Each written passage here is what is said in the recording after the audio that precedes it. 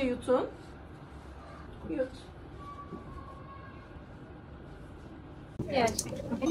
Tamam.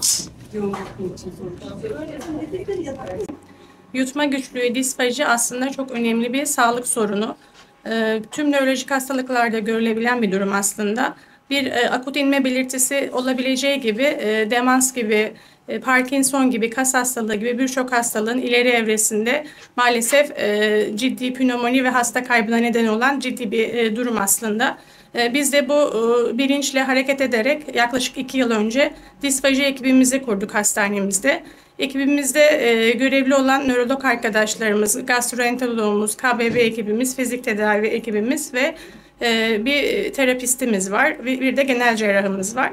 Biz hastalarımızı bu endoskopi ünitesine değerlendirdikten sonra hastanın yutmasının derecesine göre rehabilitasyonu alabiliyoruz ya da aspirasyon gördüğümüz hastalarda da beslenmesini engelleyerek pek açılmasına yönlendiriyoruz.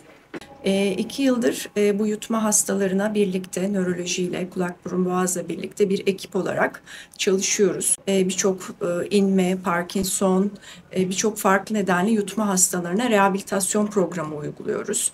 İşte egzersiz programları, hastanın hangi yutma sorunu varsa, işte bazen ağız önünden olabiliyor, bazen gırtlak bölgesinden olabiliyor. Ona yönelik fizik tedavi rehabilitasyon programları, bazen tabii elektrik stimülasyonlar da bunun içinde ya da egzersizler de onun içinde. Onunla bu hastalarımızı tedavi ediyoruz. Yutma hastalarını fizik tedavi, nörolojiyle oluşturduğumuz bir ekiple birlikte değerlendiriyoruz kulak burun boğaz servisinde. Onların endoskopik yutma çalışmasını yapıyoruz. Endoskopik yutma çalışmasıyla yutma bozukluğu var mı, yok mu? Yutma, aspirasyon, akciğerlere gıdaların kaçışı var mı? İşte herhangi bir sıkıntılı durum var mı? Onları anlamaya çalışıyoruz. İşte nazogastri yoğun bakımda yatan hastaların endoskopik muayeneleri ve yutma çalışmalarını da yapmaktayız.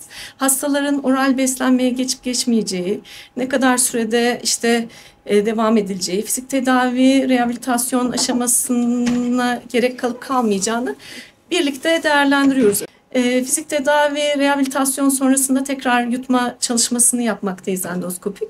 Hastanın fizik tedaviden ne kadar fayda görüp görmediği de değerlendirilmekte. Açmaya çalış, kapat. Açmaya çalış, kapat.